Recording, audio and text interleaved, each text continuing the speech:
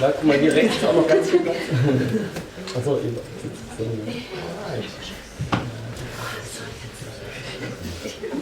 Nee, stimmt gar nicht. Alright.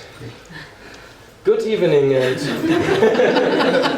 welcome everybody to today's talk and discussion. I'm really happy that this event is possible, and first of all I'd like to thank all the helpers that made this event possible, and especially the Yoga Zentrum Heidelberg that provide a beautiful location here and supported the whole enterprise the whole time. Yeah, just a few words in the beginning that I might read a little bit in front of you because it's in English. But I wrote it myself. So, today's people's patterns of the interpretation of the world in Europe, the USA, and in many other parts of the world as well, have already long ago passed the boundaries of their respective traditional ways of giving life meaning. And people nowadays tend to open up to a broader and more integral perspective, which usually nowadays incorporates the input of the diverse and manifold religious and spiritual traditions of the world. And people tend to combine it also with science and scientific research in the natural sciences and in the humanities. And especially nowadays the subject of the intersections of science and spirituality, especially the psychophysical techniques of the East, like yoga, meditation, tai chi, qigong, reiki, to name just a few, etc., are nowadays in the Western societies and beyond an important topic. Not just in the public discourse, but also nowadays in the various scientific disciplines themselves, like neuroscience and medicine, for example.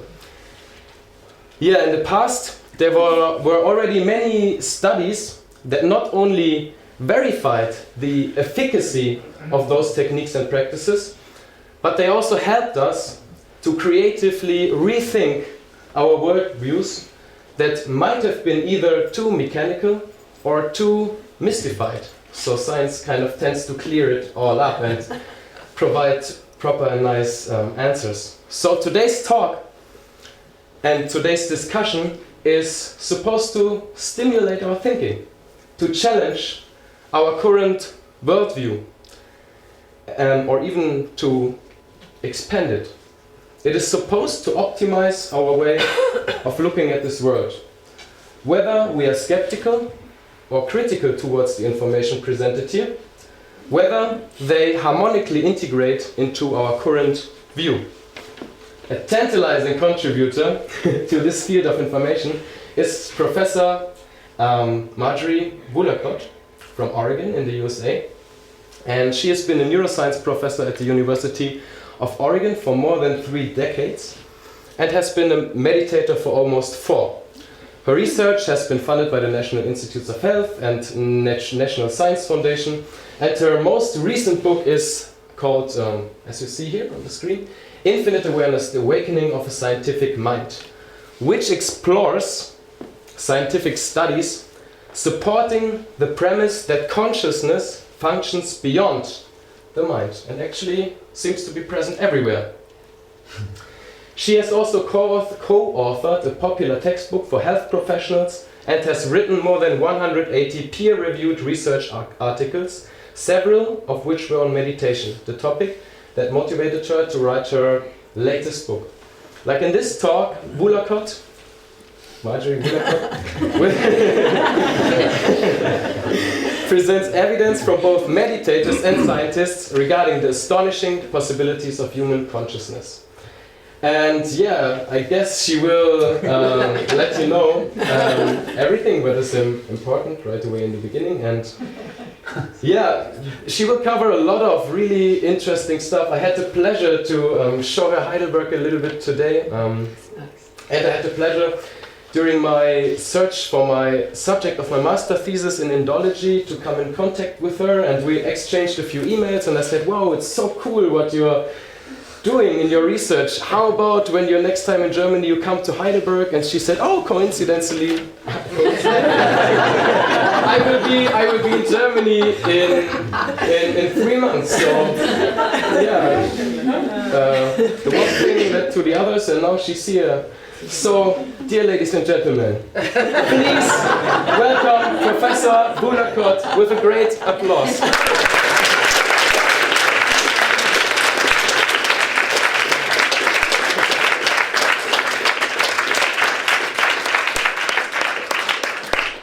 And of course, I want to also thank Niels for inviting me here, and it was beautiful how everything unfolded so easily in terms of actually arriving here and finding this beautiful space. We thank you for all of that as well. So, yes, so I will just say a little bit before I even begin to let you know that I am speaking in English, and I sometimes get very enthusiastic about what I'm saying.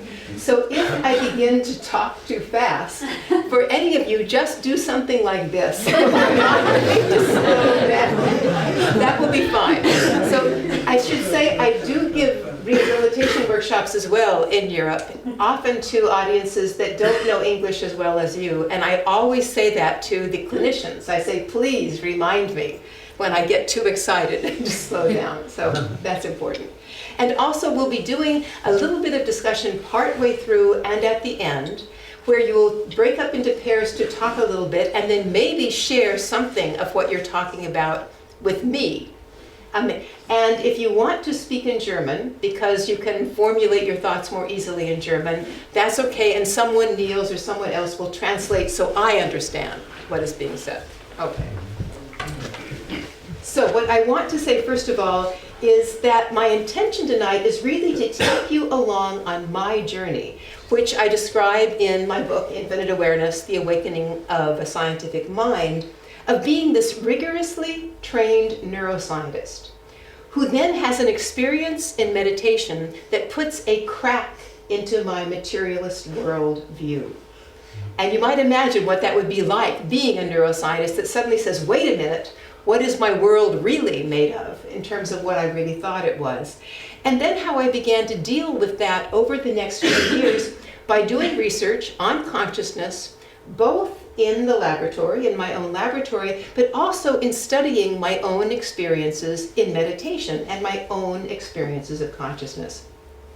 So as we talk today, again, we'll be stopping periodically to talk together about some of the questions that I was looking at along the way, so that we can really have a discussion about their implications. And before I begin, let me ask you one question. How many people here have meditated? I'm guessing that's probably a lot of you. It looks like almost, perhaps everyone. How many people here meditate regularly? Put up your hands as well. So that's quite a few as well. Wonderful. I ask that because some of us meditate a little and some of us meditate every day. Okay. And also in terms of another topic I'll talk about, near-death experiences. Does anyone here know someone who has had a near-death experience? I see a few hands going up. Yes, okay. So in fact, several hands. Very good, because we'll talk about that as well. So let me give you, again, a little more background about myself. So I am a neuroscientist, as you see here, and I study behavior in my neuroscience laboratory from what I call the third-person perspective. And what I mean by that is this is what we would call the objective perspective or the scientific perspective. And as Niels was saying, I've written 180 papers in neuroscience related to things like brain development, rehabilitation, and neurologic disease. I've written grants and received them from the National Institutes of Health for from $500,000 to $1 million per grant for the last 35 years. And I've written this textbook for clinicians on rehabilitation, on how to assess and treat patients with neurologic problems. But the most important part is that I was a scientific materialist when I started my research. And what that means is that I believed, as you see here, that our thoughts, our movements, and our awareness or our consciousness are solely a product of the activity of the neurons in our brain. So that's who I was when I started this research. But then, in 1976, I began to meditate. And I had a new awareness really open up for me of a dimension of reality that I had never before experienced. And I'll tell you a little bit about the background of how that happened. My sister, who was a meditator, invited me to a meditation retreat that was being given by an Indian master of meditation. And though I was skeptical, I was curious as a scientist, and I decided to attend. The first morning of the retreat, it was announced that the meditation master during that first session would go around the room and he would initiate every individual there.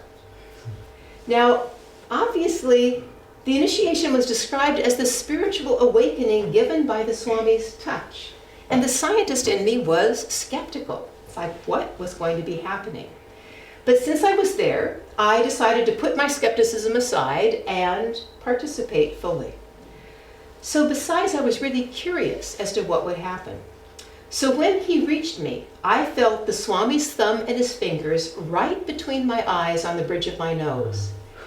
And I was alert. My eyes were closed, but otherwise my senses were fully engaged.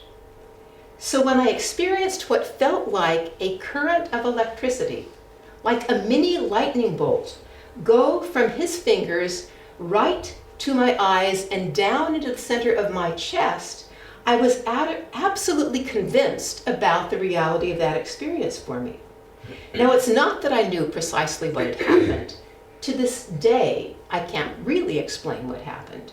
But it seemed like a tiny lightning bolt leapt from his fingers to this point between my eyes and down to my chest.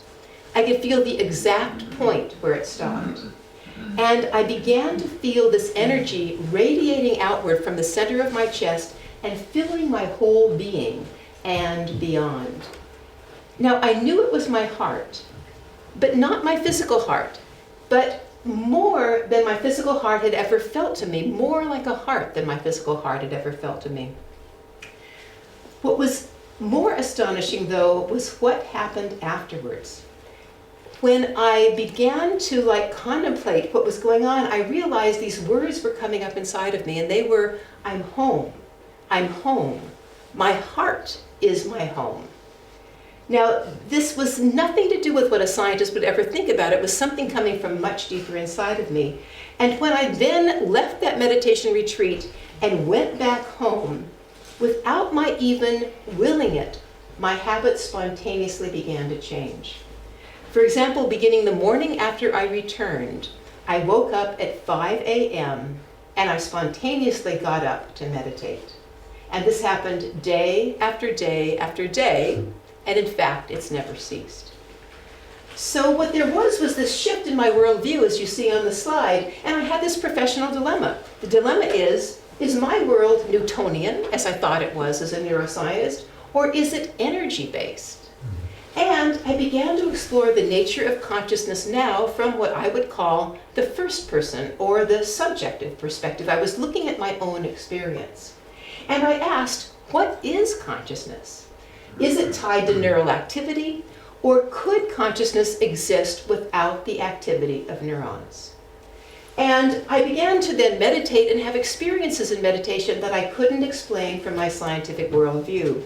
And I began to feel energy, for example, in the different energy centers that, in fact, are shown here. I began to notice, like in that first meditation, energy expanding throughout my chest and my heart. I began feeling energy between the centers, between my eyes, and then also in the crown of my head. And I kept asking myself, is this real, or is this just my imagination?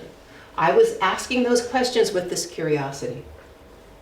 Now, though I was meditating every day now at home, in my early years as a meditator, I was first and foremost a scientist. And the scientific part of me had no interest in finding research support for a phenomenon that I considered to be mystical or paranormal. Such experiences aren't within the realm of normal Newtonian science, which is this precise cause and effect material view related to consciousness that I still held. So if someone, for example, mentioned a topic like energy healing, or near-death experience, or even worse, reincarnation, I would raise a cool and skeptical eyebrow, and I would say nothing. This led to a very fragmented life, and it seemed like this almost impossible chasm, as you see here in the slide, actually existed between my life as a scientist and my life as a meditator. So I would reveal one type of experience to my colleagues in neuroscience, who I worked in rehabilitation with, and a totally different set of experiences to my friends who were meditators, or if I was teaching a class on meditation or yoga. And this really caused difficulties, as you see in the slide. There was this neuroscience part of me who was studying the world from this third-person objective perspective at a distance, and saying consciousness is only a product of the neurons in the brain. And there was this meditator inside of me that was looking at everything now from this new first-person experience and saying consciousness seems like it's much more than this. And I asked myself, could both be valid? Now what's interesting is this dichotomy in my life drove my husband, Paul, crazy. So you can imagine, so here we are at a dinner party with my friends who are neuroscientists, and my husband loves alternative and complementary medicine, and he starts to talk at the dinner party about acupuncture or Tai Chi or hypnosis or Reiki, only to get a kick under the table from me and a polite way of trying to change the subject so that I would not be worried about these people considering me not to be a valid neuroscientist. I was so worried about that feeling of being a credible neuroscientist in the world. So finally, these days, my husband's a little bit happier as I'm more willing to talk about these things out there in the world. So after 25 years of leading this somewhat schizophrenic life, of meditation and science being really separate parts of my life, I finally decided to do something about it and to try to publicly begin to do research in the two areas to bring the two sides of my life together. So I first began to try to bridge this gap between these two by really trying to do research in science on meditation. So I asked, does looking at meditation from this scientific or third-person perspective inform us about the origins of consciousness? So I really wanted to understand if meditation can actually change our mental abilities. And I also wanted to know, if it did it, how does it do this? And what is the physiological basis for meditation to actually change our mental abilities if it does this? So when we look at the research from my own lab and others, we find that we have really shown that meditation does improve our attentional and our emotional regulation, and also our EEG studies. And by the way, this is me in an EEG cap with 256 electrodes in one of the studies that I'll be telling you about.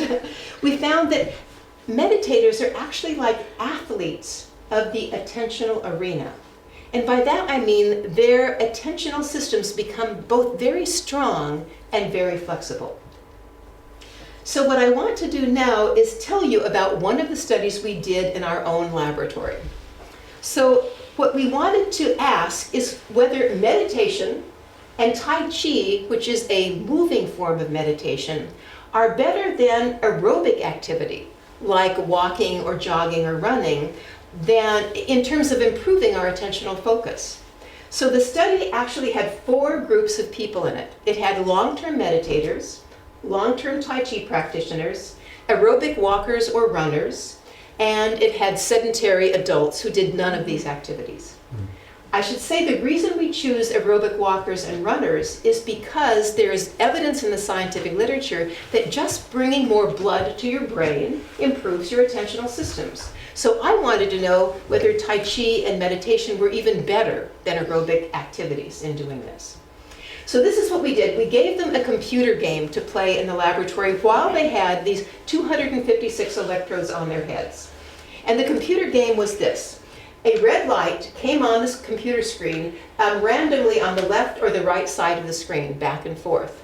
And they had a mouse in front of them on the computer, and they had to press, during 2 trials, the mouse button that was on the same side of the computer screen as the red light. And the red light, again, was moving back and forth randomly. And then on the next 2 trials, they had to switch the rule and press the mouse button on the opposite side from the red light. So they had to keep track every 2 trials of what rule they were on and when to change. So this takes an incredible amount of attentional focus. You cannot lose your focus or you forget which trial you're on. So this is what they were doing, and we measured their reaction time during the trials when they were doing the exact same rule twice, and the trial when they had to switch rules, which is the hardest time when you're typically slower as you're switching rules. And what we found is, first of all, those who meditated and performed Tai Chi practice regularly were much faster, significantly faster in both conditions, the normal condition and that switching of rules condition, than the aerobic walkers and the people who were sedentary. But also when we looked at the EEG cap now, what we were looking at is what we call an event-related potential, which is a potential in the brain that comes right after that red light turns on. Because that time is when you are paying most attention to what is happening, and we want to know how much you are attending to that red light or whether your mind is wandering. Now, so here we have what we found. We call these the P3B switch amplitudes in these event-related potentials. Here are the sedentary adults. The red light comes on here, and you see that they show a very low response. Their mind is wandering a fair amount of the time. Here are the meditators, and here are the people that practice Tai Chi, which show the largest event-related potentials, and the aerobic fitness practitioners were halfway in between. So it's a little bit like you might expect. If you practice aerobics, you're better than a sedentary adult, but you're not as good as a meditator or someone who practices Tai Chi in your attentional focus. Okay, so that was interesting. But we wanted to know also, where is the source in the brain of these changes that make meditators and people who practice Tai Chi better? So we did another experiment, well actually another analysis of the same data. And we asked, where are the improvements really happening? And we found out they were happening in a part of the brain called the anterior cingulate cortex. And that is the place where what we call our executive attentional function actually predominates. And it's this area in the brain you see here that is represented by this yellow area. And what we looked at was what we call independent component analysis, which separates that event-related potential into the various sources from which it comes. And we found that in fact the biggest source in the differences between the groups was in this one area, the anterior cingulate cortex. So why is that important? Why do I care about that? Well, in the next slide, you're going to see that the anterior cingulate cortex, which governs our executive attention, is highly correlated with success in the world. In addition, it's the best predictor of how well children resolve conflict. And conflict resolution at 4 years of age is highly correlated with success in later life. This includes, as you see, the health of the child, their income, their social relationships, and their level of criminality. So the size of this particular part of the brain, called the anterior cingulate cortex, is highly correlated with these in later life. But most importantly, as you see in the bottom, this actually can be modified in size through meditation. So meditation can literally increase the thickness of the anterior cingulate cortex and also the size in children. So what I want to do now is say what we have really learned about consciousness from this third-person perspective through our meditation research. So if you look at some of the research from our own lab, we've shown that meditation improves our attention, increasing our focus, and reducing our distractibility. It shows changes in this anterior cingulate cortex I talked about, and also in the frontal lobes. And other labs have shown that meditation reduces stress, and it improves our emotional well-being. We end up being happier, we end up having more equanimity in challenging situations, and there are changes here associated with the hippocampus below the cortex and with the amygdala, which is the center controlling our emotions. And of course, meditation also improves our immune function, and that's because it really reduces our stress levels. But the question I really want to ask is that all that meditation actually tells us about consciousness and its origins? So in fact, I believe that meditation experiences from the first person perspective suggest that it does much more than what our science so far had really said. So now what I want to do is discuss with you for a while a few of the observed effects of meditation from this first person perspective of people's experiences in meditation. And I want to tell you about one experience that was recorded by one woman who was relatively well known in America and perhaps here as well, named Irina Tweedy. How many people have heard of her before? At least some of you have, great. So she is actually a person who studied with a Sufi mystic in India, and she wrote the book Chasm of Fire, which has become very well known, I think, in America and probably in Europe as well. And this is what she says in the book. I'm quoting her about one of her meditation experiences. She says, burning currents of fire inside, cold shivers running outside, along the spine, wave after wave, over legs, arms, abdomen, making all the hair rise. She says, it is as if the whole frame were full of electricity. Then it happened. It was as if something snapped inside my head, and the whole of me was streaming out, ceaselessly, without diminishing, on and on. There was no me, just flowing, just being. A feeling of unending expansion, just streaming forth. So what does that tell us, reading that particular quote about Tweedy's experience of consciousness? It suggests that there is an energetic component of consciousness because she talks about her experiences as being full of electricity. It also suggests that her awareness went well beyond her body, that there was the sense of a non-local awareness, of unity consciousness. Because she says, no me, just being, unending expansion. So this is not an ordinary perception caused by the usual activity of the neurons in her brain. This is much more than that. So what I want to do next is just tell you about one of my own experiences that happened in my life as a neuroscientist to get a feel of perhaps a range of different experiences people have. So this is an experience that was drawn from a diary entry a few years ago when my husband Paul and I were actually attending a neuroscience retreat on the coast of Oregon. So this is what I say. I say I woke up as usual this morning to shower, to do my hatha yoga, and to meditate.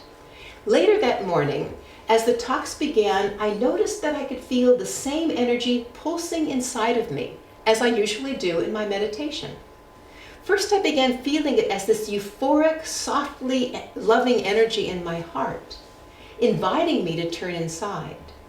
And then it shifted to the place between my eyes, and then the top of my head, this tingling, this feeling of electricity. As I was listening to the talks, I was still able to understand all of the words, but at the same time, my mind wasn't fully engaged with the words. The energy kept coming back. This wonderful awareness kept returning again and again all morning long. And as we drove home, the energy was still there.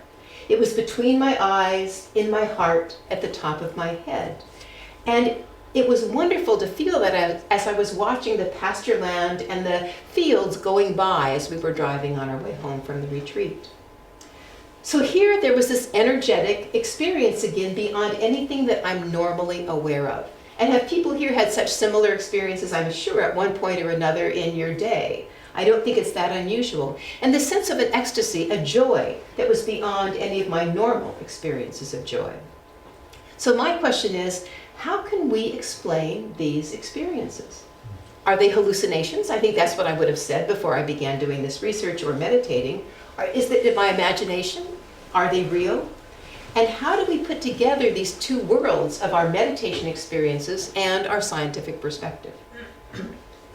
So one of the things I want to just have you think about is an insight that I feel helps explain both of these worlds, the meditation and the scientific world of consciousness. And this is a quote that I'm going to give you by a man named Sir James Jeans, who was an astronomer, a mathematician, and a physicist.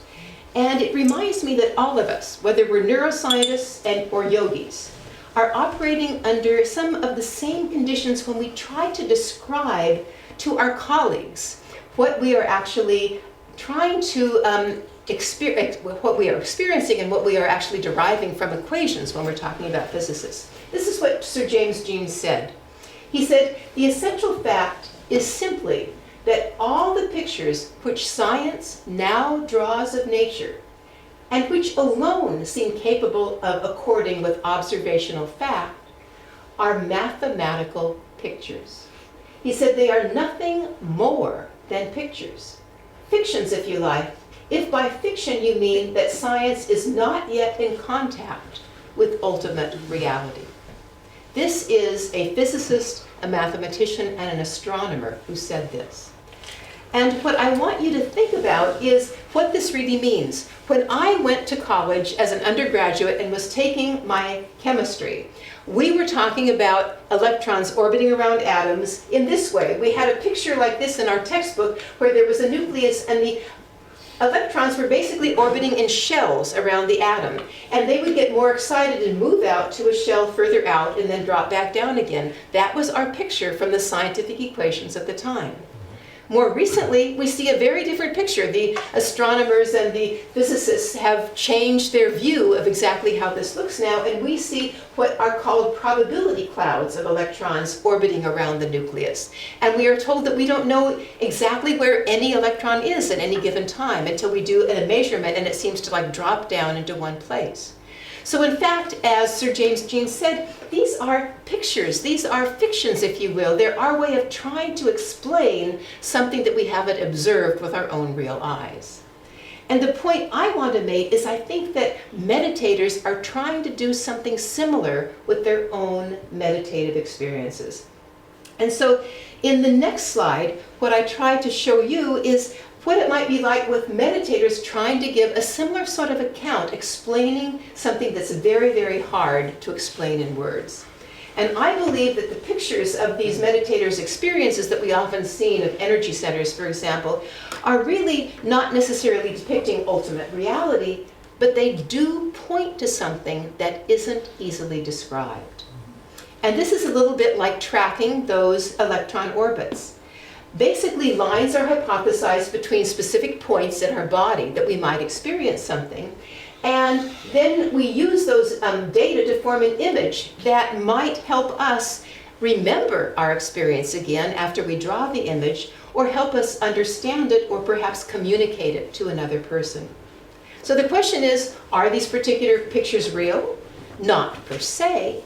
But for meditators, it's an attempt to elucidate an experience of meditative energy and to try to indicate a reality beyond that picture of the words and what is associated with it. So this is the best that they can do in trying to explain it to others.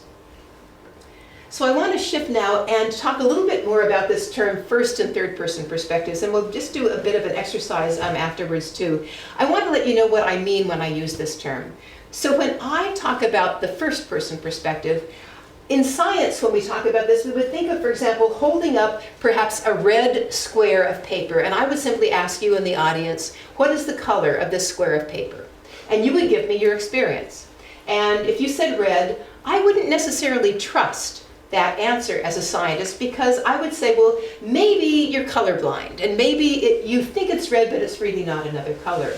So the scientist wants, instead of trusting your own experience, to actually do what we would call neural correlates of consciousness. They want to put either you in a functional magnetic resonance imaging machine or put an EEG cap over you, and they want to find the part of the brain that lights up when they shine a red light, for example, into your eye. And they find that they believe that this is a much more valid way of looking at your experience of seeing red, for example. So what I want to do now, knowing then about this difference between third and first person perspectives on consciousness, is have us do just an exercise together amongst yourselves. And I want you to think about these questions. So what I want you to do is think about your own life and your experience with meditation. It looks like pretty much everybody here has meditated. And ask, do you tend to incorporate information more from your first person experiential, or the third-person perspective on meditation that you might hear out there in the news media or from scientists. And what have you learned from a first-person perspective of meditation yourself? What has that meditation experience taught you about consciousness? And what do you tend to give more validity to? Your own experience or the experience that's out there in scientific literature about meditation improving your immune system or perhaps giving you more equanimity? And for example, do you have friends who give more emphasis to the other perspective? So for example, you might have a friend who is a clinician, and they would say, excuse me, meditation is purely caused by a placebo effect when you think that you feel better. That could be a clinician's response. And so also, how do these two perspectives actually affect our conclusions about whether consciousness is solely a manifestation of neural activity, or whether the brain really acts more as a conduit of consciousness, which might exist independently of the brain? So just take a moment right now and think for yourself which perspective you have used throughout your life more. This first-person subjective experience from your own perspective from your own experience, or do you listen to the news media, the scientists doing experiments, and do you rely on what they have to say about consciousness and its real source? Is it the brain, or is it something further than that? And have a conversation with somebody near you about what you noticed yourself and what you find from your friends and your acquaintances. You may have colleagues that are very much like you, and you may have colleagues that say, excuse me, consciousness is just the product of neurons in my brain, and that's it. So we'll have probably about 3 or 4 minutes for some conversation amongst yourselves, and then I am hoping that somebody will share some of the conversation that they've had as well in their group. So go ahead, and you can speak in German and then also share in German with me as you like.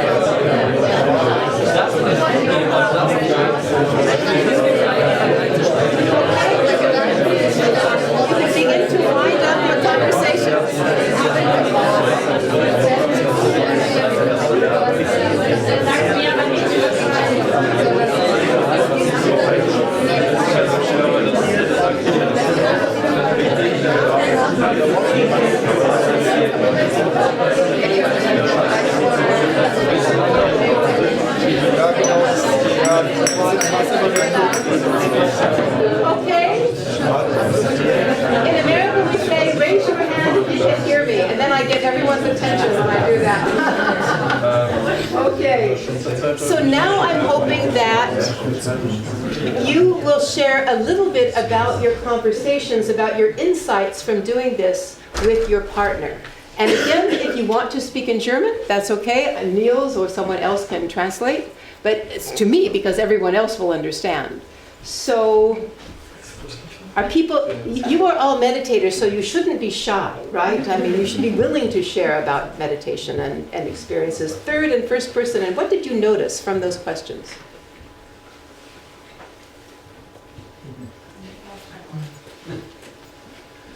Who will be the first? I appreciate most, I think, first my own personal experience. And I was saying that I hesitate sometimes even to share my experience because then it really influences or sets a bar for others and influences them away from their own experience. Interesting. So yes, a first person is most important for you, and yet it's hard to share for fear that you will make them think that this is the right experience compared to theirs, something like that. And I also find it very affirming and interesting and even exciting to read about other people's experiences that are similar to mine. So it's a paradoxical situation for you in that on the one hand, you don't want them to think, well, yours is the right one, but at the same time, hearing others does make you feel perhaps valid. I mean, when you hear other people's having similar experiences, you feel validated, maybe. Right. Yeah. For example, when I meditate regularly and when I'm doing yoga and when I'm eating a certain way, colors are brighter, smells are much stronger, and there's just much, much more appreciation for creation. Yes. And I heard somebody saying that a week or so ago. And I was like, yes! Right, and so perhaps one thing to contemplate too is whether someone else might hear that and think, maybe I want to try meditation because I would like my food to taste better. So that's nice, yes. So for you, first person perspective really is, as a meditator, your first place you go to in terms of understanding. absolutely. Yes. What about others? Is there anybody here that relies a little bit more on third person perspective? Yeah, oh, very good. My husband. Your husband, yes. So your own experience, do you want to say anything? Well, I think that the third person is attractive because you use the word validation. Yeah. And you've got this thing in your head like, I've got to be credible. You know, if people hear me say something that shouldn't sound crazy, and you're buying into what I call the scientific method, which says that if something's true, then somebody else should be able to replicate the experiment and get exactly the same results. Yeah. And this method seems valid if everything's contained inside your skull and there's no communication to the outside. Yeah.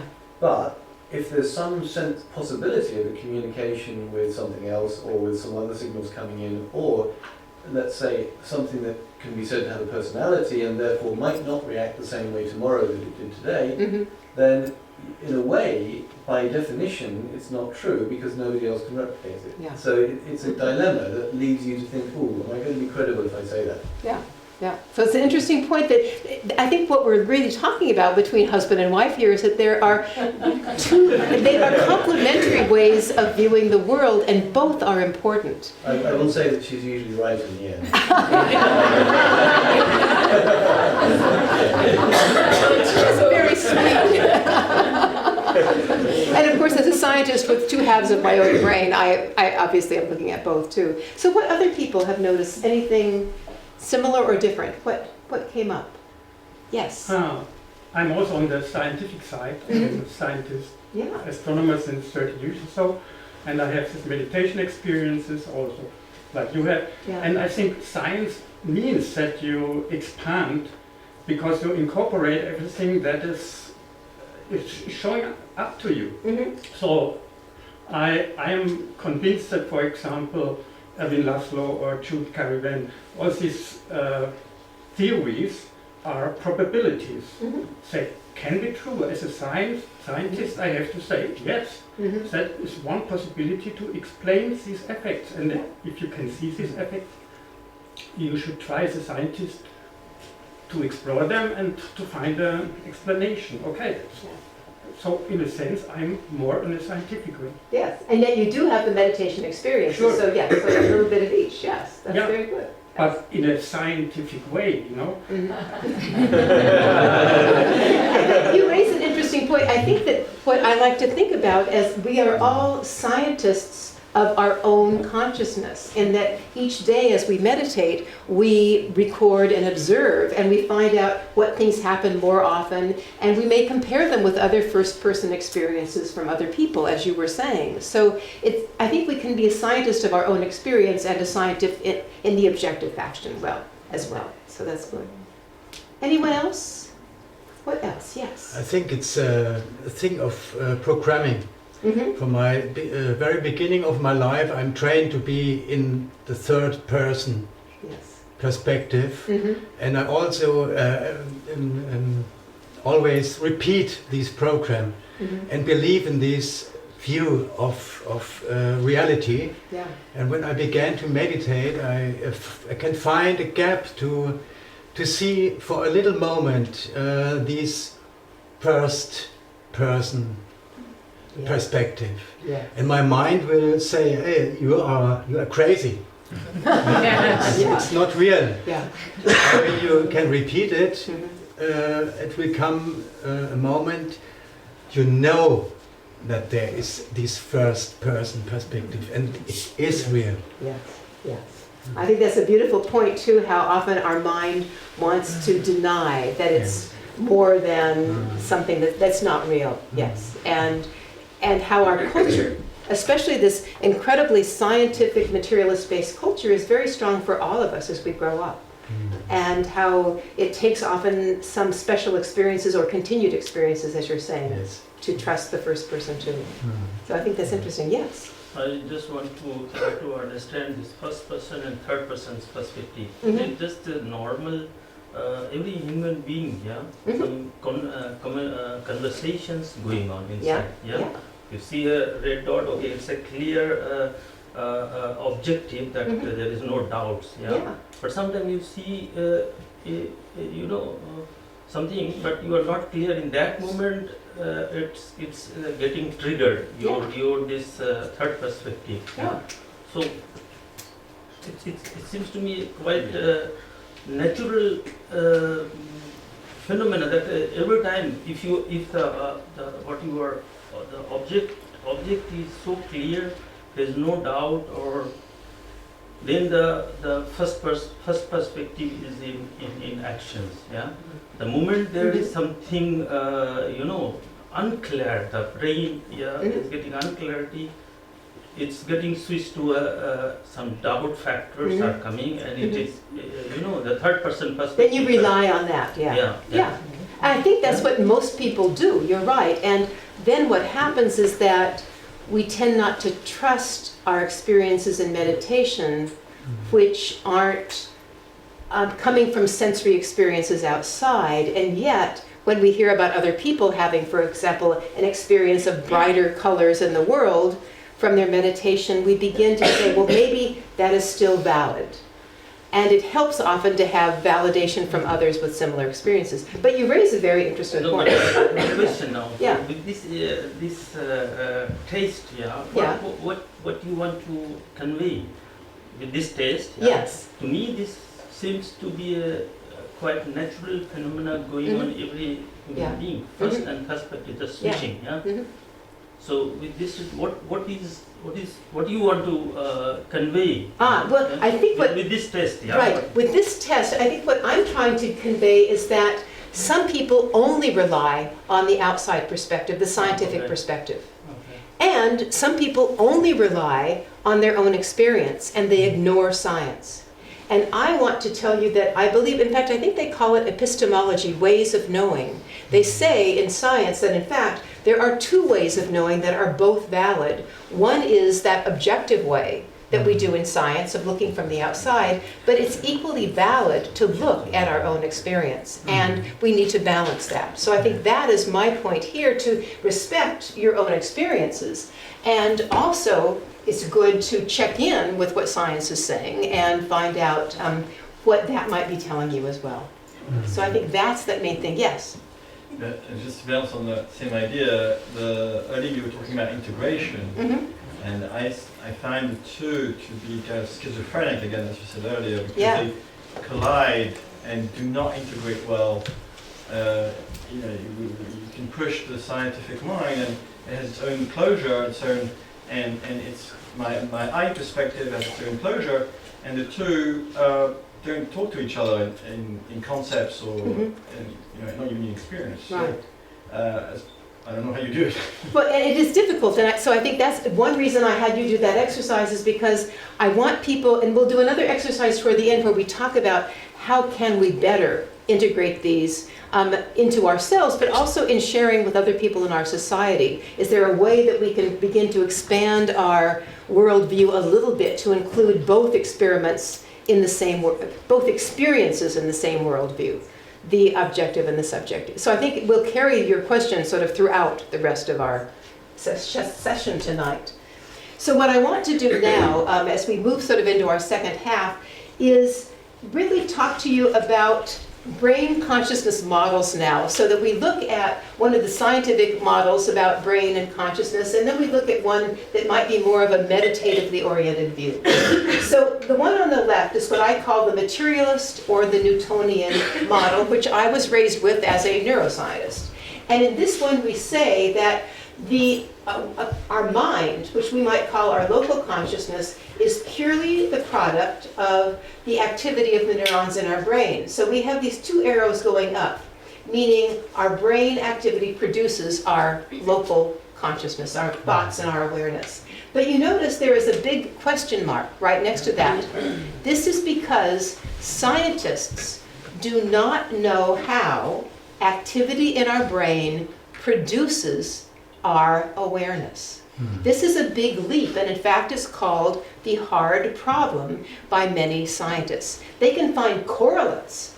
In fact, I see red and I know where the activity is, but they don't know how my awareness is generated.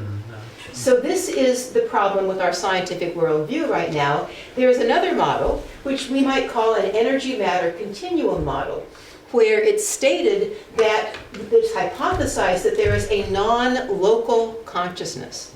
And that non-local consciousness can actually be filtered, or it can be limited down into the local consciousness of our mind, which can also affect our brain activity, and it works both ways. So the brain can affect the activity of our mind can actually affect the non-local consciousness around us, and vice versa. So as we continue our discussion now, I want you to continue to think about these two models and see which model you feel that the data I will be presenting actually supports. So what I want to do now is turn to looking at exploring consciousness from the first and the third person perspectives related to near-death experiences. So what I want you to do is really think about these experiences and say, can you study it both from the scientific and the first-person perspective? And these are the questions we're going to be asking. Can consciousness remain when the heart and the brain have stopped functioning? Can consciousness remain when our heart and our brain have stopped functioning? And are near-death experiences real, or are they hallucinations? And so we'll look at the data and we'll see what we think. So I'm going to talk now about a study that was done in this area, and there have been a number of studies done. In this case, this is one done by Pim van Lommel and his colleagues from the Netherlands, and it was published in the Lancet Journal. The Lancet Journal is ranked number 2 of all of the medical journals in science, and there are 150 different medical journals that are ranked. So this is a top-ranked journal that this particular study was done in. It's also a prospective study. That term means that it is like in the sort of gold standard of scientific studies of this sort, because what they do in a prospective study is they take a particular network of hospitals, in this case 10 hospitals in the Netherlands, and they bring every person in who has had cardiac arrest. And they measure their brain activity, and of course they know that the heart has stopped, and the number of minutes that have occurred while there is no brain activity or cardiac function. And then of those people who survive, and in this case 344 patients survived their cardiac arrest, they then interview them afterwards. And what they found was that 12% of these people had near-death experiences, in which case they had flat EEG, no brain activity during the time, and 1/4 of them watched and recalled events during their cardiac arrest with no brain activity. Their awareness was above their body in the operating resuscitation room, and they were watching all that was happening to resuscitate them. So that was 1/4 of the 12% had that experience. And when Pim van Lommel and his colleagues then conclude their paper in the Lancet Journal, this is part of what they say in their conclusions. They say the thus far assumed but never proven concept that consciousness and memories are localized in the brain should be discussed. How could a clear consciousness outside one's body be experienced at the moment that the brain no longer functions during a period of clinical death with flat EEG? Now they are being polite because they are in a medical journal. They say it should be discussed. But I know from talking to them they felt it was much stronger even than that. So what I want to do now is to really talk to you about a medical doctor who actually had a near-death experience herself and how that changed her own view of consciousness. And this is again an excerpt from my book, Infinite Awareness. So what I write in my book is that Dr. Bettina Payton was an avowed materialist until she had her near-death experience during the birth of her 3rd child. And again, she was basically at a high-risk pregnancy, and so they gave her a cesarean section during the birth of the 3rd child. Now, Payton lost consciousness under this anesthesia that she was given until, as she writes, she heard a voice. And the voice was the anesthesiologist saying her blood pressure is too low. She says, my anesthesiologist's alarmed voice had snapped me awake as if from a deep sleep. He says, how's it going? To the surgeon, and the anesthesiologist was basically asking the surgeon how far along he was in the delivery. He exclaimed that my blood pressure was plummeting fast. She says, at the same time, my vision opened, and I discovered that I could see into the room. How amazing. My eyelids on my physical eyes had been taped shut to protect the corneas during the operation. Yet by some other mechanism, I could see perfectly clearly. She says several units of blood were hanging from an IV pole just over my head, and one was already being transfused. She said then she heard a volley of strident beeps, and they were the cardiac monitor indicating that her heart had stopped. And Payton watched the anesthesiologist slam his fist into a large red button on the middle of the wall that was right in front of him. And in medical jargon, what he was doing was calling a code that would culminate in the arrival of the whole hospital resuscitation team into the operating room. Now there's more about that medical drama that was unfolding, but let's now look at another aspect of Dr. Bettina Payton's experience, and that is that she was feeling that she was about to die. So this is what she says. She says, I see in my inner vision a vast darkness expanding behind me. She says, at the backmost boundary of my mind.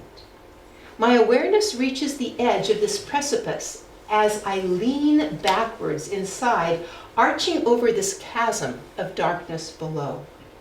She says the scintillating light was intriguing, intensely beautiful, mesmerizing. She sensed what she says was a pervasive presence in this light, an intelligence, a pulsating power. She said all was perfect until her experience was interrupted by a statement which she says she perceived not in words, but as a quiet thunder with the message, You must live. She says then, funneling down through the darkness, her consciousness opened back up again in the confines of the hospital operating room. She says she observed then the members of this code team burst through those swinging doors, and they saw their colleague's lifeless body on the operating room table. She says her attention was then drawn to a white-haired gentleman in scrubs who was coming to her right side. She says slowly and deliberately he wove his way through all of the doctors and nurses that were in the room. And without a word, the elderly gentleman reached deep into her blood-filled abdomen, and he located her aorta, and he wrapped his fingers around it, and then clenched his fist and basically clamped that aorta shut. She says shortly after, one of the nurses leaned over and whispered into Peyton's ear that she had a healthy daughter and the baby had survived with no problems. She says when she opened her eyes later in the recovery room, her husband, who was also a doctor, and the whole team of doctors was surrounding her. And she said she still had a tube in her trachea, so she couldn't speak, but she motioned to them not to speak, and she asked for something to write on. And she wrote down, I know that my heart stopped. I know that my uterus is out because she had a hysterectomy. And I know I have a healthy baby girl. So she really wanted them to know that she knew exactly what happened during that whole event. And I think what's interesting is not only that story, but also what happened afterwards, because this actually started a whole change in her life, which I want to tell you about next. So after her NDE, she tries to reconnect with that experience, and I'll tell you a little bit about how she reconnected with that experience. So she says when she awoke, she was utterly convinced that consciousness is primary. In her words, when I woke up in the intensive care unit, I had vivid recall of everything that had happened. She says, my perception was, as it still is, that I am not this body. I am not this individual. And that consciousness is real, and it's the substratum of everything that exists. She says, one of the things that's most interesting is the process that she underwent to return to that experience of expanded consciousness that she'd actually had in her near-death experience.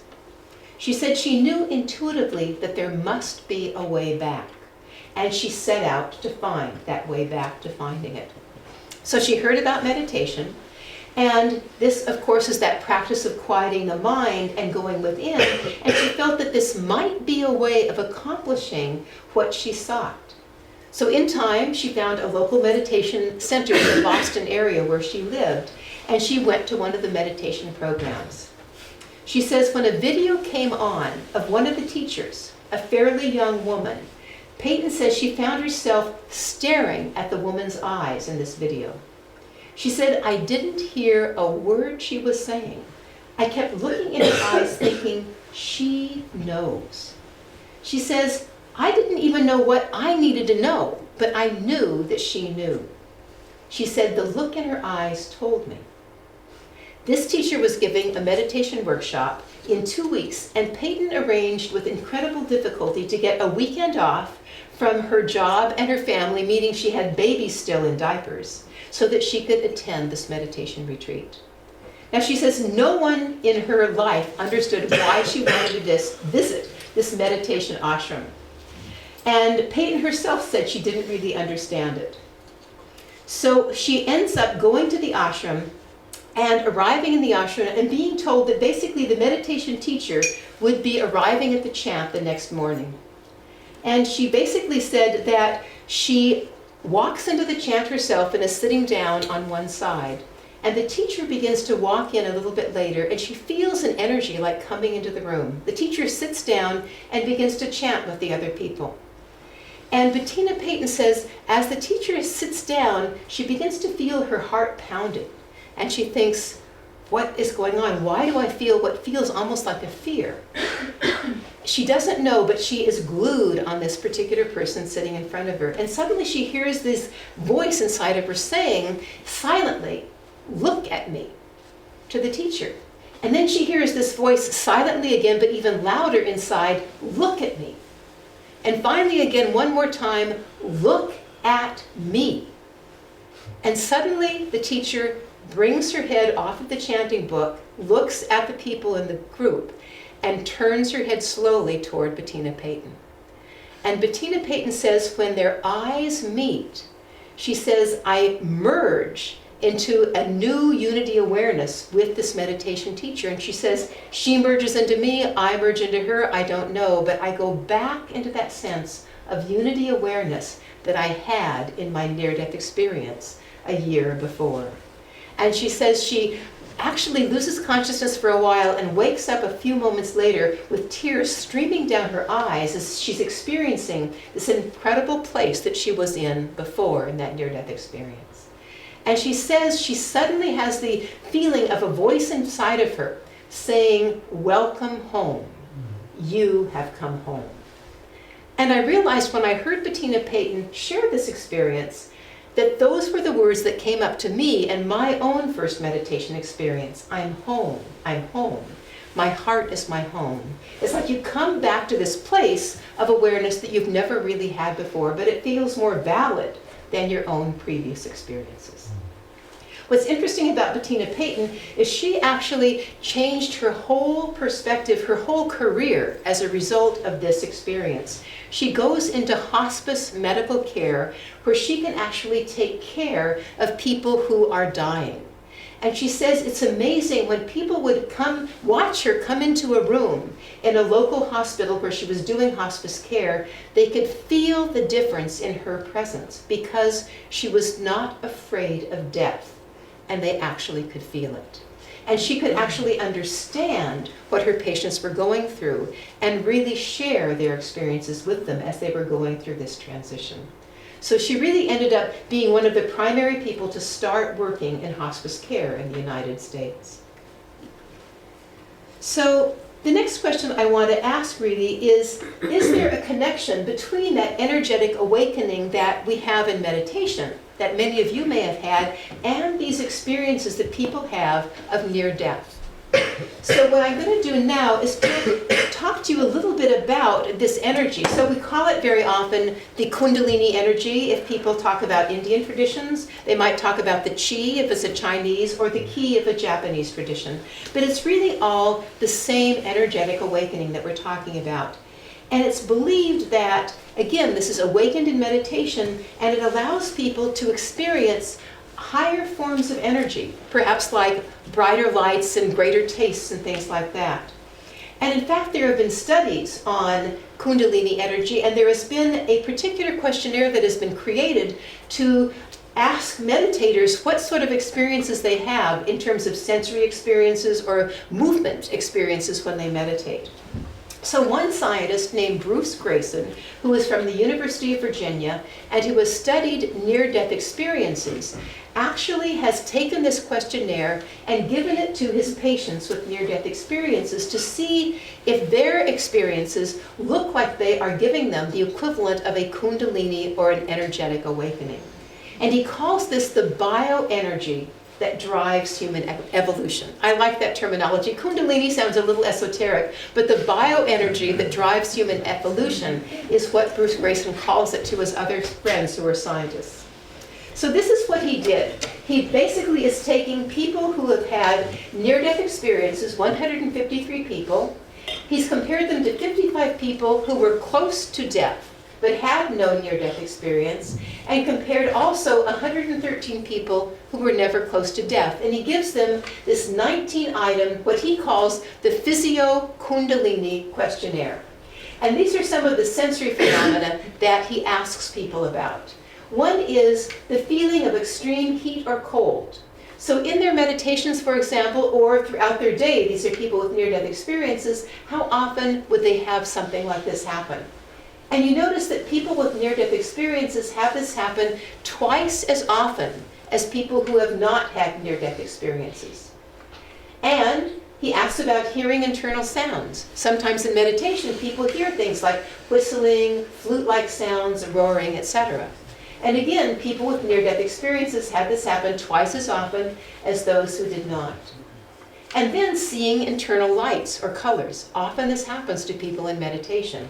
Once again, people with near-death experiences had this happen about 4 times as often as people who do not have near-death experiences. So it looks like there's a lot of similarity between meditation and near-death experiences. He then goes on to look at what he calls motor phenomena. So now he's looking at things like the breath spontaneously stopping or becoming rapid, or shallow or deep, something that again often happens spontaneously in meditation. And once again, about twice as many people with near-death experiences had that happen compared to those without. Body assuming and maintaining unusual positions. We often call this kriyas in meditation, where the body may move in different ways in meditation. And again, many, many more people with near-death experiences had this happen to them compared to people who had not. So Bruce Grayson says this is a very interesting phenomenon that makes him think that near-death experiences and meditative awakening have a lot in common. Now, one of the things I want to do now is just talk about some of the mystical characteristics of meditation experiences, because in fact, they're almost identical to those of near-death experiences. So for example, in meditation, people talk about this ineffability. It's a state or a feeling that defies expression. You want to explain to someone what your meditation was like, but you don't know what words to use. Or a noetic quality, meaning a state of insight into truths that are unplumbed by our intellect. That feeling that this is well beyond what my mind ever imagined. And of course, also you have feelings like calmness, peace, joy and love, light, senses of unity, transformation in our lives, out-of-body experiences, like, for example, Irina Tweedy had, increased senses of compassion and care for others. And when you compare those to people with near-death experiences, here is another set of data from people with mystical near-death experiences, and you see they're almost exactly the same phenomena. So ineffability and noetic qualities, feelings of peace, joy, and love, being outside your body, light, experiencing a presence that's full of love, spiritual transformation, increased care of others, and that decreased fear of death. So things that really a lot of meditators and people with near-death experiences have in common. So what I want to do now is explore one more aspect of end-of-life experiences, which I think also says a lot about the origin of consciousness. And that is what we might call different types of experiences that are, for example, terminal lucidity, where someone who has Alzheimer's disease comes back to awareness at the end of their life and talks to their loved ones. And what I want to say is, how do we deal with the dissonance between our exploring end-of-life experiences from the first-person perspective and from the medical perspective? And I think some of you have already mentioned sometimes there is a dissonance and it's hard to deal with. So what I want to do now is to tell you about a particular comment made by a scientific American journalist about his own experiences related to his mother's near death. And this is in fact what he said. He said, "I'm as sworn to radical rationalism as the next neo-Darwinian materialist." That would have been me before I meditated as well. He said, "That said, over the years, I've had to quarantine, for lack of a better word, a few anomalous personal experiences that have stubbornly defined my own logical understanding of them." So you might have had some of those yourself, but you feel like you have to quarantine. You cannot tell your friends about them because you're afraid your friends would think you were crazy. So that's exactly what he felt himself. And so what I want to do is really talk to you a little bit about this quarantining of experiences and how we deal with these things that appear to be obvious to us anecdotally in terms of experiences of a friend or ourselves, but that science does not accept.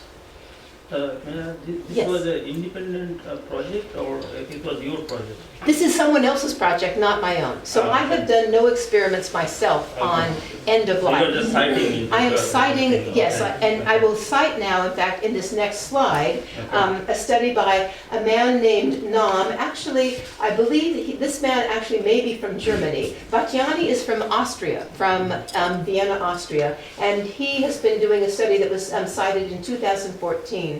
So he's exploring this terminal lucidity phenomenon. And what they do is, first of all, just I want to remind you what we mean by terminal lucidity. It's that unexpected return to clarity shortly before death in persons with brain disorders.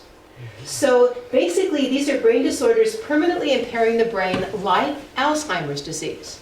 So here is a brain of someone with Alzheimer's disease compared to a normal brain, and you see that neurons have died, synapses are gone, and it has shrunken in size. These people basically are believed by doctors to not be able to function in a normal, clear way anymore. Interestingly, terminal lucidity, however, is at the level of 5 to 10% in people with Alzheimer's disease. In other words, 5 to 10% in the minutes to hours before death come back to awareness, say goodbye to their family, and then they die. Neuroscientists cannot explain how this could happen with a brain that looks like that. So there are now getting to be more carefully documented case reports involving brain tumors and Alzheimer's disease that actually talk about this phenomenon. And so I'm going to give you a few examples of this from some of those studies. So this is a study by Morse and Perry in 1990. The first one, yes, I think the window, so people are not feeling too hot, could be open. Thank you. So one is by a 5-year-old boy. This is a 5-year-old boy who was dying of a malignant brain tumor. So he had been in a coma for about 3 weeks, constantly surrounded by his family. And finally, on the advice of their minister, they told that comatose child that they would miss him, that it was okay, and he could die. And he suddenly then and unexpectedly regained consciousness. He thanked the family for letting him go, and he told them he would be dying soon. And he died the next day. So there is one example, again, of the child coming out of a coma that had lasted 3 weeks, saying goodbye, and then going. And here's another example that I find intriguing of a 91-year-old woman with a stroke. And basically she had suffered 2 strokes, as you see in the slide. The first one paralyzed her left side, and it also affected her speech. And the second stroke now affected her completely, making her completely paralyzed, and she now had no speech. Her daughter was with her just before she died, and her daughter heard her mother exclaim something. She said she smiled brightly, she turned her head to sit up in bed. Now this woman was paralyzed. The mother sits up in bed, raises her arms, and joyfully says her husband's name. Then her arms dropped down and she sank back in bed and died. So from our, what I would call bottom-up model of neurons creating consciousness and movement and awareness, this is impossible. And yet this was documented in a hospice setting when this woman died. So we have so many of these anecdotes, if you want to call them, one after another, that people are wondering, can we really document this in a better way? And a man named Peter Fenwick from England is a medical doctor who has now done a prospective study in a hospice setting documenting case after case of this by the workers who are now taking data actually on the individual patients and what happens to them when they die.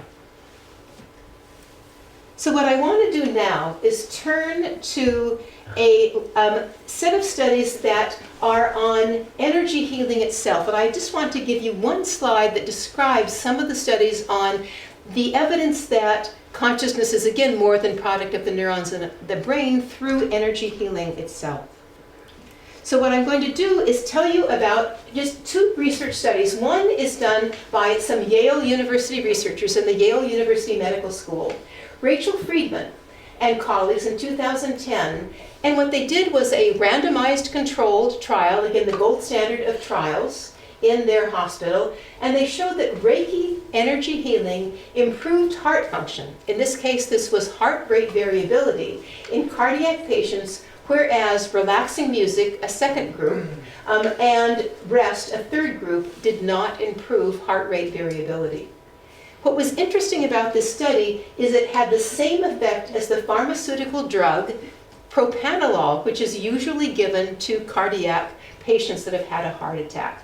So Reiki healing by itself was just as good as the pharmaceutical drug typically given to patients.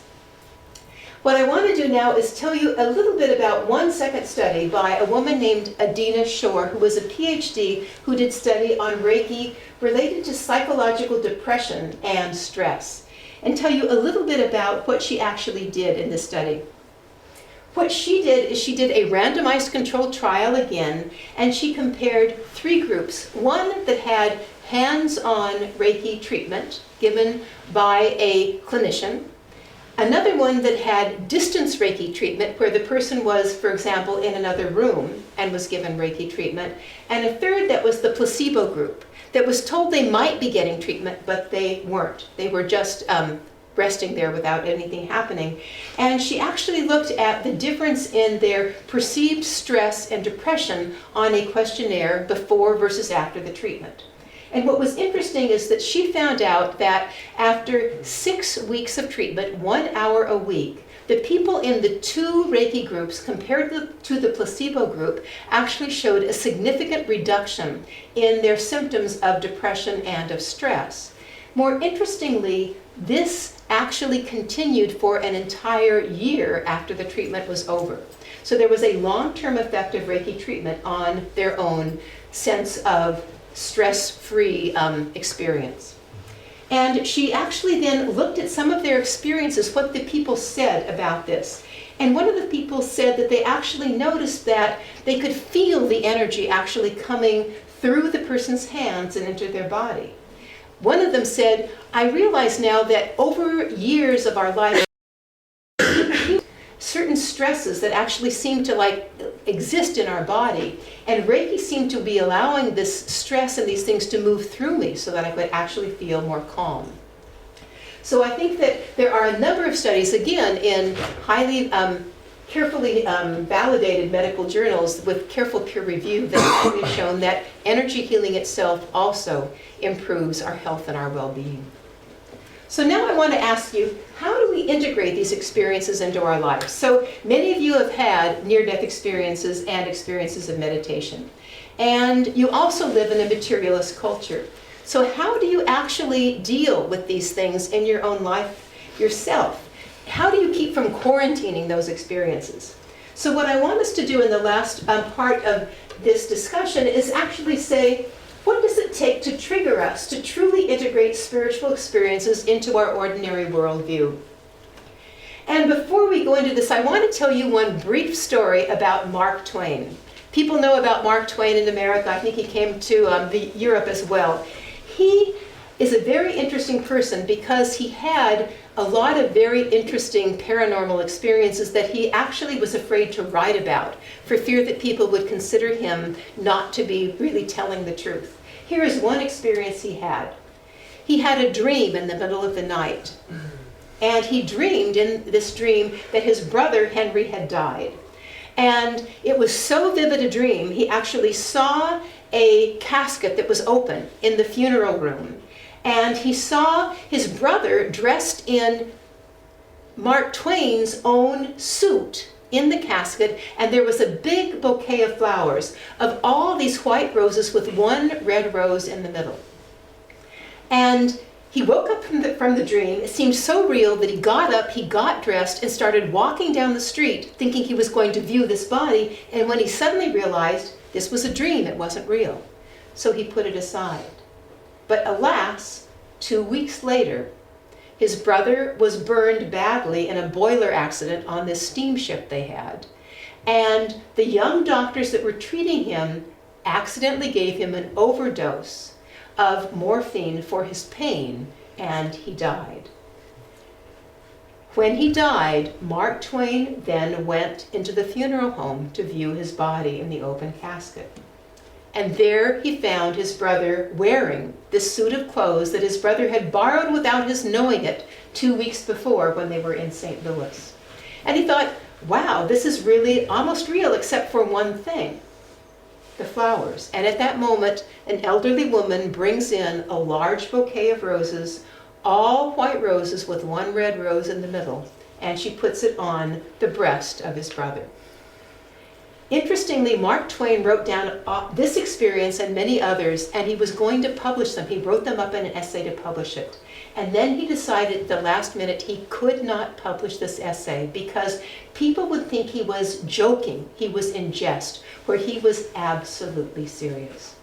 So with that in mind, I want you to think now yourselves about your own experiences and ask, did you originally have, for example, a near-death experience or other experiences of consciousness that were outside the scientific worldview, and originally compartmentalize them or quarantine them for yourself and not talk to other people about them? Did you later widen your worldview to actually include these experiences? And if so, what triggered that? And do you now have a worldview that encompasses both comfortably or not? So once again, take a few minutes and break up into pairs and just talk a little bit about that. How much are you still quarantining those things? How much are you integrating them? And what have you learned?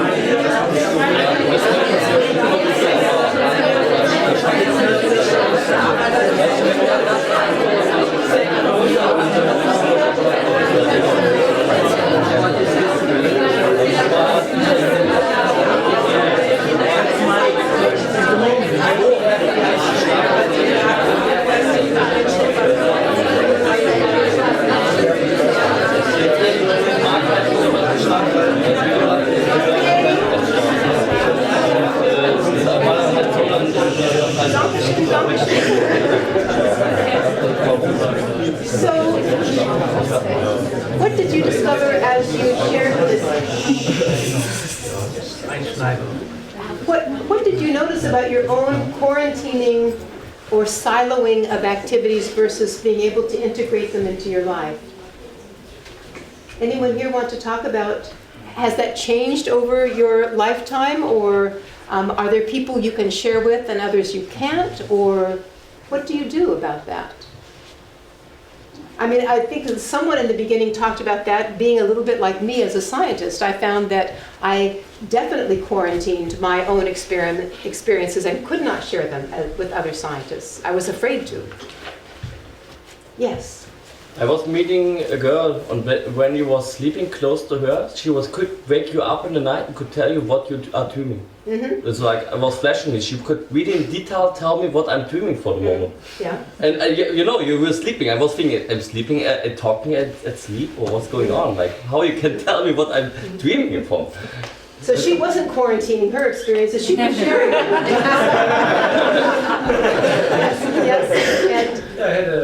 I had an experience years ago where I felt myself really being tugged in to go into a room, and you know, it was in a church, and I really felt almost like a physical pull, like go in there, you're supposed to go in there. Yeah. And I almost had this argument in my head, I wanted.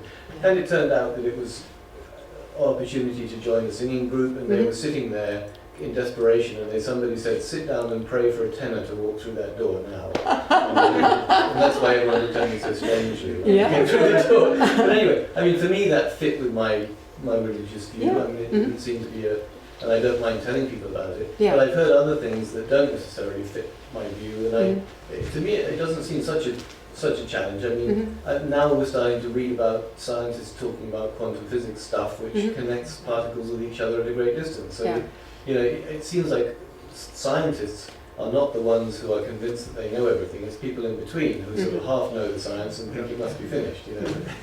So you were pretty good about integrating them and also sharing them with other people. I don't feel the need to suppress them. Yeah, that's keep good. them quiet. Yeah. But on the other hand,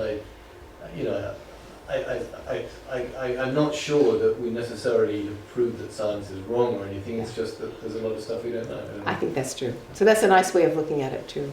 And you had something too to say? Yeah, I had a lot of experiences like that. A near-death experience too. And long time I didn't speak about it. And not because I didn't want to, because I didn't have the words to describe what I experienced. Still, there are some things it's not. I can't describe. I can't grab it with my mind. Yes. Yeah. Exactly. One is with my son. I have a little son. He's now 5 years old, and I know I talked with him before I was pregnant. Yes. And it was like he was searching for a mom, and I invited him. I said, I'm ready for you. Yes. And he said, okay, I'm coming. Something like that. Yes. Exactly. So I knew when I was pregnant, at the moment I was pregnant, I knew he is with me. Yeah. And that is something you're comfortable to share with others? Not always. Not always. Yeah. I think what I'm imagining is that if more people who had that experience shared it with others, we wouldn't feel that this life was like the only thing. We wouldn't be so frightened about things. I mean, you're communicating with the spirit that wants to come into this world to be with you. And I think that gives us a lot more reassurance about consciousness being more than just the product of the neurons in our brain as well. So, yes, I think those are wonderful experiences to share if we can. Yeah. There are a lot of experiences I can't describe. Yeah, they're ineffable, exactly, yes. And I think, yes, I was talking to one gentleman who said that, in fact, he has nothing to say because his experiences are total stillness, you were saying, and there's not words. And once you start talking in words, you lose the experience. And I think that's the case, and yet I also appreciate people describing their experiences to me to help me understand a little bit more about it in any way they can, even though they are ineffable. It's true, yes. Anyone else? Yes?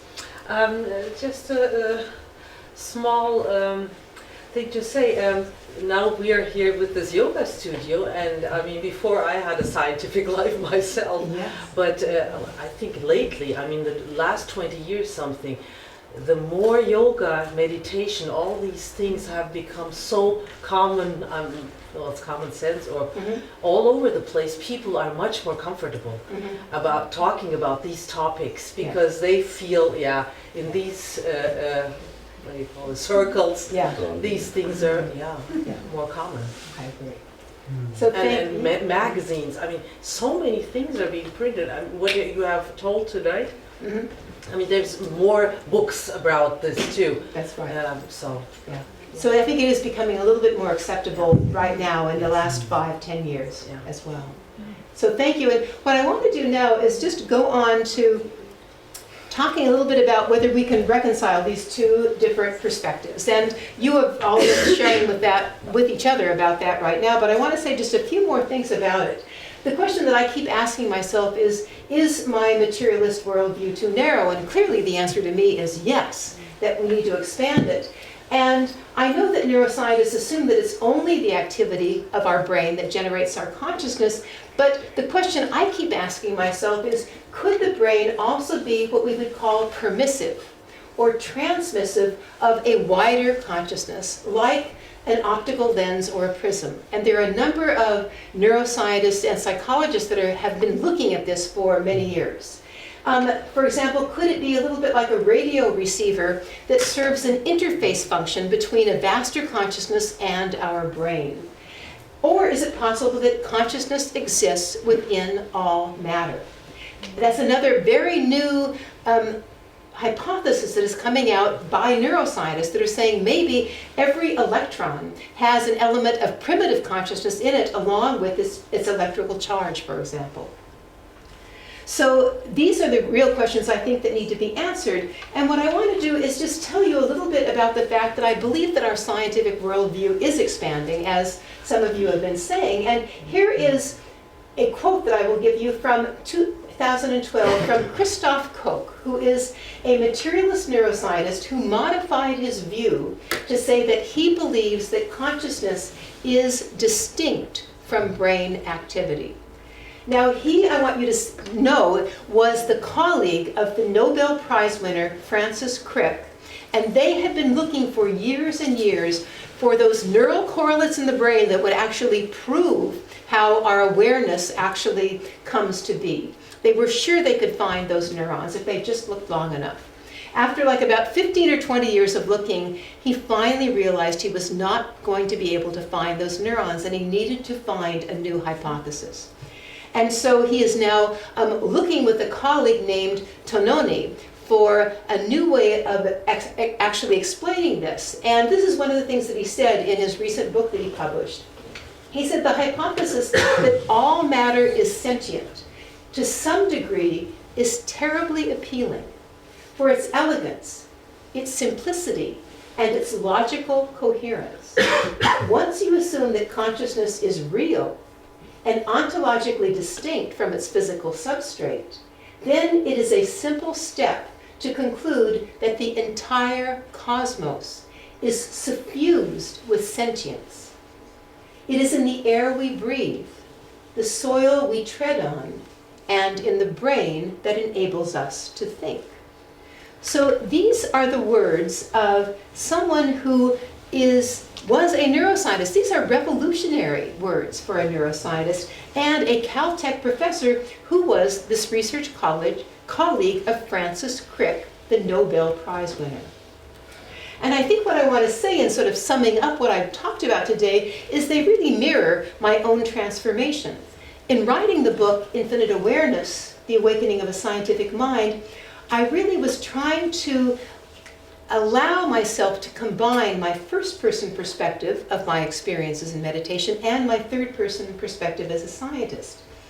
And from originally thinking that my meditation experiences were outside of the scientific box that I had, I'm beginning to realize that my scientific box can actually expand to include these experiences.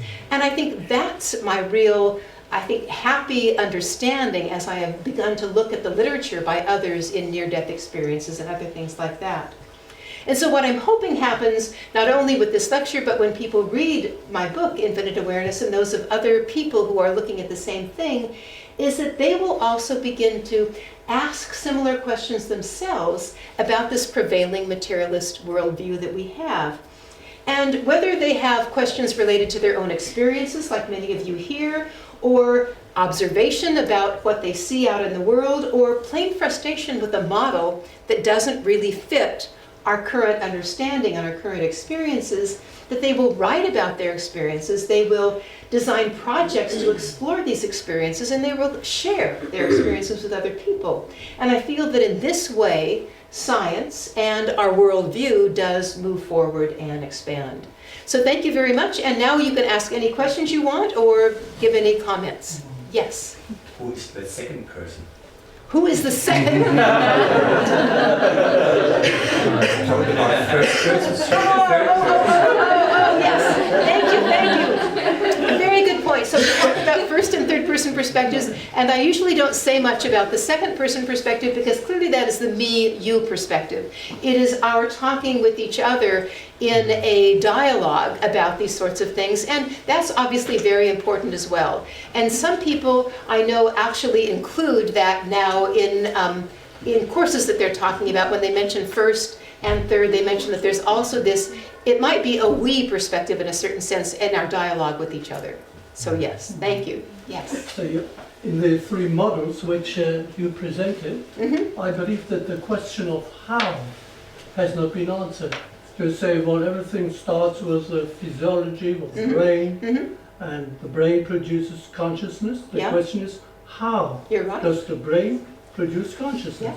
Brain is matter, consciousness, subjective experience. The other way around, when you start with consciousness and then move on to the brain, again, how does consciousness relate to the brain? And there's a third model, the whole, everything, the soil we tread on, is sentient, or sentient means fused with consciousness. Again, the question, how is it fused with consciousness? It remains an open question. It totally remains an open question. An open question. Yes, and so I mean, so here we are with that open question, and I think maybe even you said as I was talking to you that that is a question that may never be answered. I don't know. I know that people are still hoping, because we always hope to answer those questions that we don't understand. But you are absolutely right. I think there's no question. So, I mean, it cannot possibly be answered by science. Starting with consciousness is my subjective experience, and this is the subject. And for science, there's always an object of investigation. And the subject cannot possibly become an object, so it cannot be answered by science. So we have to move beyond science. Or science can also always be a handicap to making a subjective experience, because you make a subjective experience and then you try to correlate it with science, and then you might get into real trouble and get away from the real experience you had, which is already beyond science. And I totally understand your perspective, and I also think that the scientists doing things like the near-death experience research have helped us expand our understanding. And in fact, the other scientists that are willing to accept that this research is valid and not just some fake thing that was put into Lancet magazine are having to reconstruct their worldview. So it may not be answering the ultimate question, but is at least expanding scientific thinking for those people that are curious and willing to accept the research. Yeah, but you say expand. How far can it expand? Very good question. The title of your book is Infinite Awareness. It cannot expand to infinity. The scientific worldview. The scientific worldview. Yes, so you right. never can get to the infinite awareness. There you go. It's not going to get as far as you would like, but I think that some people are enjoying it. And you have a question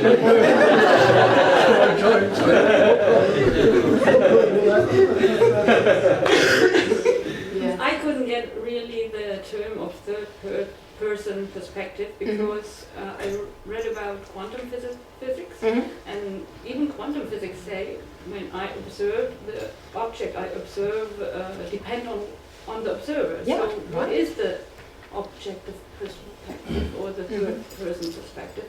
I can really. It's hard to make it absolutely tangible, according to the quantum physicists, and I agree with you. So in my book, Infinite Awareness, there is a chapter that talks about one quantum physicist, Henry Stapp, who is at UC Berkeley, doing research on quantum physics and consciousness, and one of the things he says is that basically consciousness comes into every single experiment, as you're talking about, because that we're always choosing the question that we ask, of course, and the electron or photon or whatever collapses down into a particular point in space because of the way we answered our question. But he also says he has theories now about how literally it is consciousness that is flowing through the neurons in our brain into our synapses according to our own intention.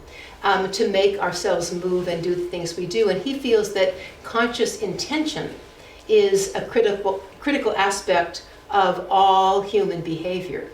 And so that's one of the characteristics of consciousness that he thinks is important, is this understanding of our intention. And when you have a strong intention, you bring something then into reality. Yes. I think what your message that you told to us tonight is sort of usefully limited. You're saying you're not saying I know the answer to this and this. You're just saying I can at least say that approach is not enough. Yeah.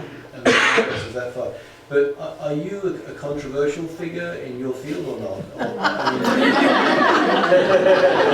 I'm sure that if the skeptical neuroscientists that are out there were to be in a group like this right now, they would be raising their hands and saying, excuse me, one of the things people will say is this is anecdotal evidence if you have near-death experiences, because you can't do a randomized controlled trial of near-death experiences. So that is the term that a skeptic will use. And I think what I always ask the skeptics to do is simply be curious and carefully look at the literature that is out there. Usually what happens is a skeptic will simply say, there's no reason to read this paper because this is a phenomenon that cannot exist. So I know it's wrong before I start. And I have certainly friends that are materialist academics, and if I talk to them about this research, they simply say, how do you know it wasn't a fraud? Or how do you know the scientist wasn't just deceiving themselves and making it look that this was the case, because they can't accept even reading the paper. So we always have that problem when we have a particular worldview that's very strong. And so I think what I am saying really with my book is that I know scientists that still have worldview and they won't look at the literature, and I'm thinking that's rather narrow not to be curious. And I mean, one thing that I have a chapter in my book on the subject of reincarnation, which is an absolute taboo subject. I mean, sort of like this in science. You do not talk about reincarnation. And as I was writing my book, I decided to look at the literature that was out there. And when I began to look at literature by a man named Dr. Ian Stevenson at the University of Virginia, who was a psychiatrist, he is dead now and someone has taken his place doing more research, I read study after study after study from every single country of the world that were these cases of these children that were 2.5 to 3 years of age saying to their parents, you're not my parents, I lived in this village or this town and these were my parents, and they would give them like about 15 or 20 facts, and he would then go and look for the parents. And he says, I can never prove reincarnation, but I can give you cases that are suggestive of reincarnation. And he said, then you, as the other scientists of the world, have to decide what you think. And if we have 2,500 cases, when might we have enough to give you reasonable evidence to think that this might be a possibility? And of course, still, the vast majority of our culture says it can't be. And yet, as I read case after case after case, I said, I don't know what to do. It doesn't fit with my scientific worldview, but he has given me evidence. So I think we're in an interesting point right now where we're getting more and more evidence, and we have to decide either I just ignore it because it must be false, or I become curious and see if I can expand my worldview. Yes. Okay. Do you distinguish in between the terminology awareness and consciousness? Because here it seems to me you're using them interchangeable. Yeah. And also, how do you define consciousness? I mean, we're talking about a subject, but how do you find it? Maybe Yes. from the third person? Yeah, that's very good. And so I realize, in fact, that when I speak to people who are from France, they only have one word. They only have consciousness. They don't have awareness. It's not in their vocabulary. And typically, I'm using these interchangeably. So awareness would basically be that same sense of a vast awareness of things beyond what my usual mind might have. And I should say that in neuroscience and in the medical profession, I think there are a few doctors here, often we use consciousness in a different way, which is I am in a coma, I am unconscious, or I am awake, I am conscious. I'm asleep, I'm unconscious, or I'm awake. And I have one chapter in my book that talks about consciousness from a neuroscience perspective, all of the evidence that would say that in fact consciousness is the product of neurons in our brain. Because there's a lot of evidence in neuroscience that says that. You have a traumatic brain injury and you destroy neurons and you go into a coma.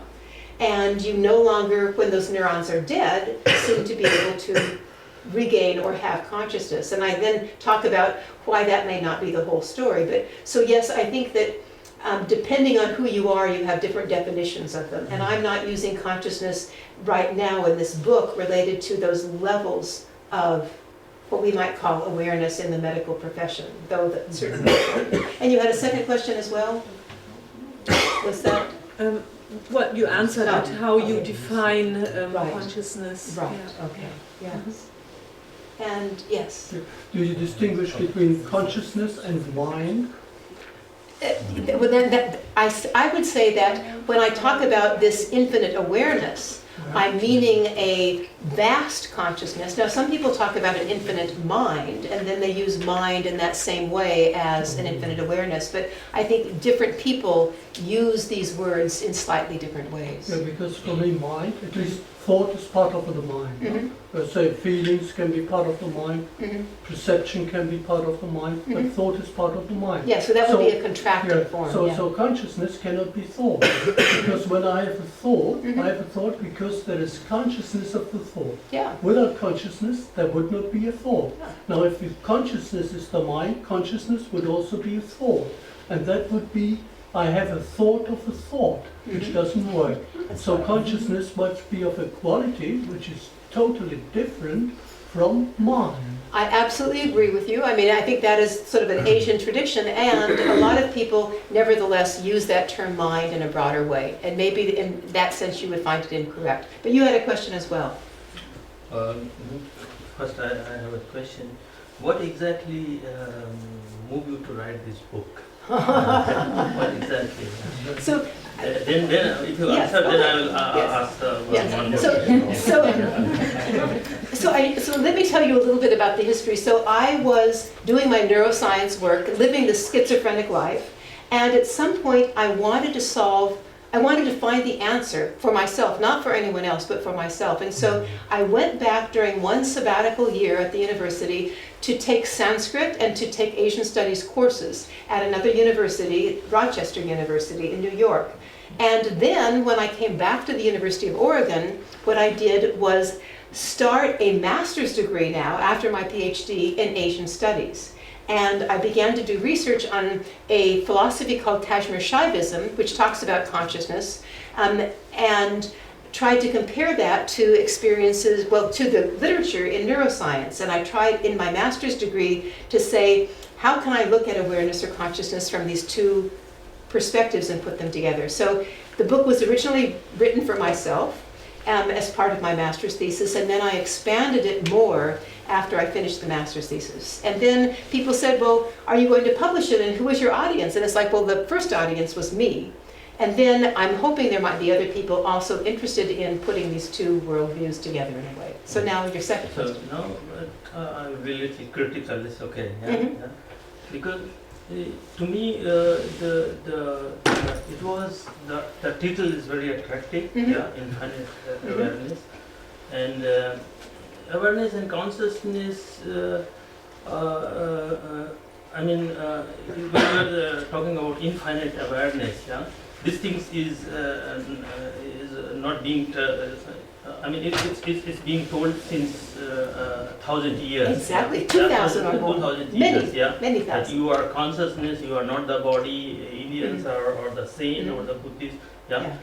So when I read the title, so I get attracted. Oh, there is something scientifically is a correlation now Yeah. with is still now is a black box, yeah. But in the whole evening, I missed it, yeah. I missed it. I mean. You are giving the many just studies, yeah. But there is no, I mean. You want more evidence substantive. than the near-death experience, research, etc.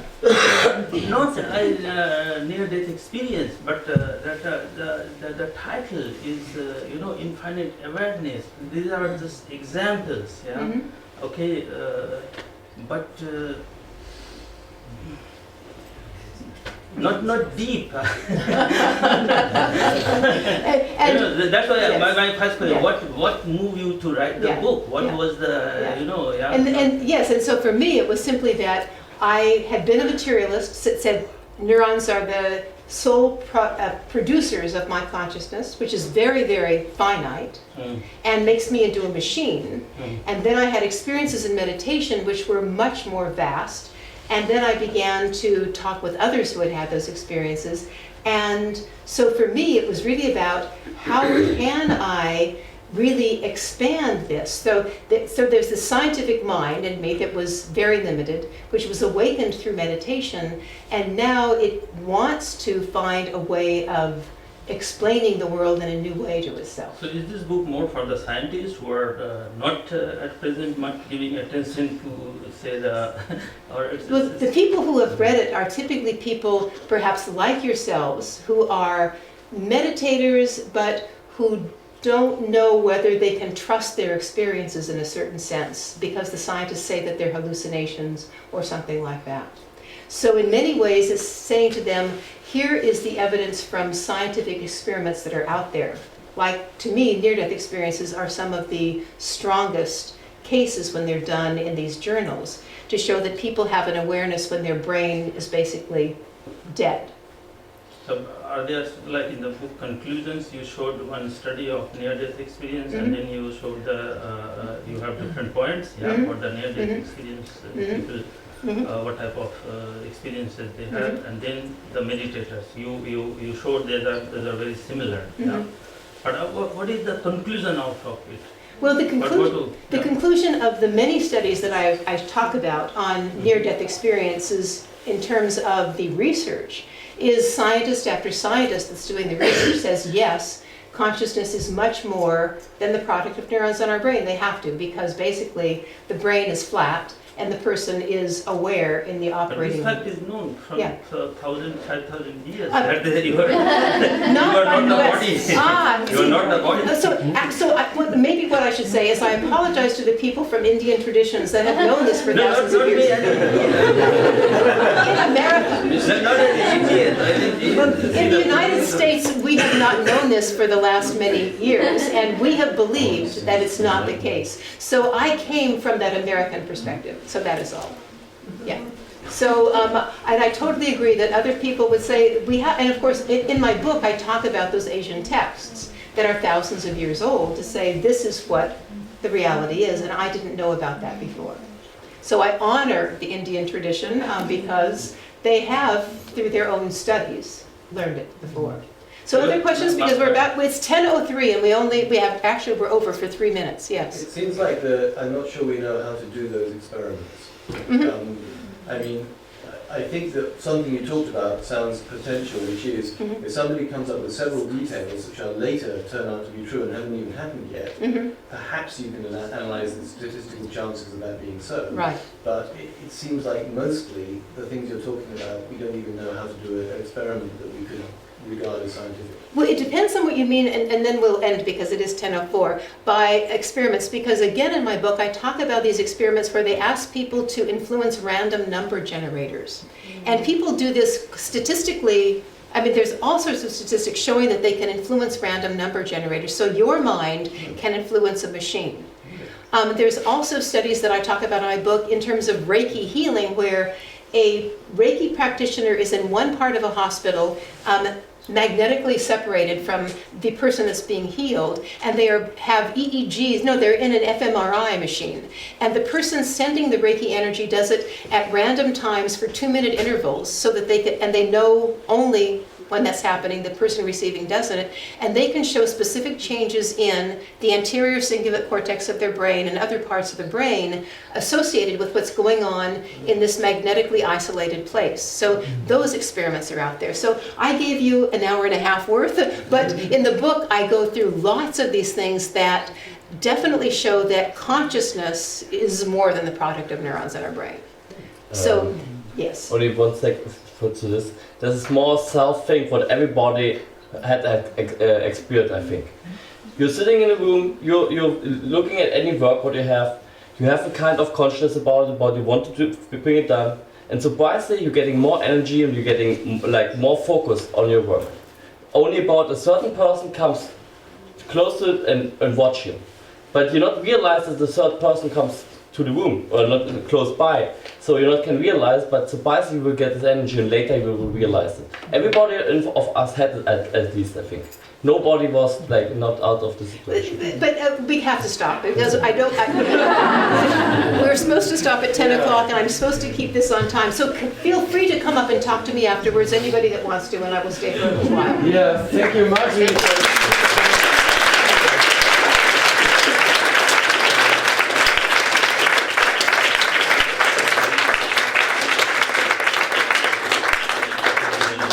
I really enjoyed your talk, and I hope that we see you again and hear more from you. Very good. Thank you. And again, if anyone has questions, I'm happy to talk.